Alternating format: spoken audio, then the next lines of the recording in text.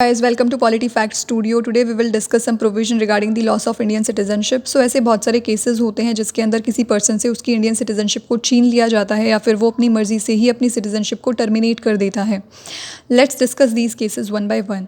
Firstly come the loss of citizenship by renunciation. So any citizen of India of full age and capacity can make a declaration renouncing his Indian citizenship. It means कि कोई भी Indian citizen जो है 18 साल की as attain करने के बाद अपनी सिटीजनशिप को रनाउंस कर सकता है, लेकिन उसके लिए उसे एक डेक्लेरेशन देनी पड़ती है.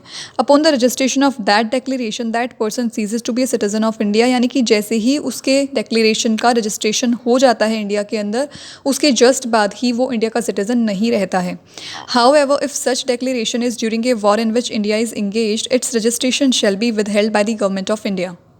यानी अगर इंडिया का किसी दूसरी कंट्री के साथ कोई वॉर चल रहा था और उस वॉर के टाइम पे जो है उस पर्सन ने ये डिक्लेयर किया है कि वो इंडिया का सिटीज़न नहीं रहना चाहता है क्योंकि वो उस वॉर से फ्रस्ट्रेट हो चुका था, तो उस केस में गवर्नमेंट ऑफ इंडिया डिसाइड करती है कि उसके रिनंसिएशन को स्वीकृति देनी है या नहीं देनी है.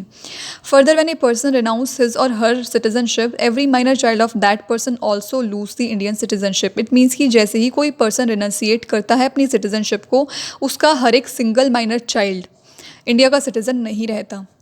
However, when such a child attain the age of 18, he may resume his Indian citizenship. यानी कि जैसे ही वो बच्चा 18 साल की एज को अटेन करता है, उसके जस्ट बाद वो अपनी इंडियन सिटीजनशिप को कंटिन्यू कर सकता है. सेकंड केस आता है बाय टर्मिनेशन, यानी कोई पर्सन जो है वो अपनी मर्जी से ही किसी दूसरी कंट्री की सिटीजनशिप को अक्वायर कर रहा है जिसकी वजह से उसकी इंडियन सिटीजनशिप टर्मिनेट हो रही है. When a Indian citizen voluntarily, consciously, knowingly and without duress, undue influence or compulsion acquire the citizenship of any other country, his Indian citizenship automatically terminated. यानी अगर कोई पर्सन जो है अपनी मर्जी से वॉलंटरली या फिर जो है without any duress and undue influence, यानी किसी से प्रभावित नहीं है, किसी के दबाव में आके वो फैसला नहीं ले रहा है और जो अपनी मर्जी से ही वो अपनी सिटीजनशिप को यहाँ से टर्मिनेट करना चाहता है और किसी दूसरी कंट्री की सिटीजनशिप को अक्वायर करना चाहता है, तो जैसे ही वो उस कंट्री की सिटीजनशिप को अक्वायर करता है उसकी इंडियन सिटीजनशिप टर्मिनेट हो जाती है. This provision however does not apply during a war in which India is engaged. यहाँ पे भी वही ऊपर वाला केस है कि अगर वॉर चल रहा है कंट्री के अंदर तो उस केस में गवर्नमेंट ऑफ इंडिया डिसाइड करेगी कि उस पर्सन की सिटीजनशिप को टर्मिनेट करना है या नहीं करना है. थर्ड केस आता है बाय डेप्राइवेशन. यहाँ पे जो गवर्नमेंट ऑफ इंडिया वो खुद ही उस पर्सन से जो है उसकी इंडियन सिटीजनशिप को छीन रही है क्योंकि उसने कुछ ऐसा कर दिया है, उसने हमारे संविधान का जो है पालन नहीं किया है, उसके प्रोविजंस को फॉलो नहीं किया है या फिर हमारे संविधान के प्रति कोई लॉयल्टी नहीं दिखाई, तो उस केस में उससे उसकी सिटीजनशिप को छीन लिया जाता है. इसमें पहला केस है the citizen has obtain the citizenship by fraud, यानी कोई फ्रॉड डॉक्यूमेंट दिखा के उसने इंडियन सिटीजनशिप को अक्वायर किया है, तो उस केस में भी उसकी इंडियन सिटीजनशिप को छीना जा सकता है. या फिर the citizen have shown disloyalty to the constitution of India, जैसे मैंने बताया कि वो कॉन्स्टिट्यूशन के प्रति लॉयल नहीं है.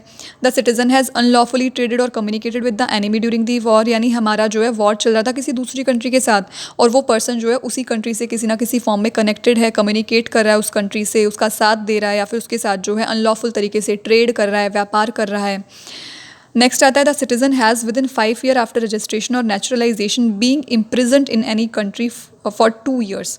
इट मीन्स कि कोई भी इंडियन सिटीजन जिसने जो है अभी नेचुरलाइजेशन के ज़रिए या रजिस्ट्रेशन के ज़रिए इंडियन सिटीजनशिप को अक्वायर किया था और अक्वायर करने के 5 सालों में उसे जो है 2 साल की जेल हो गई है किसी दूसरी बाहर की कंट्री में, तो इस केस में भी उसकी इंडियन सिटीजनशिप को जो है टर्मिनेट कर दिया जाता है गवर्नमेंट ऑफ इंडिया के द्वारा.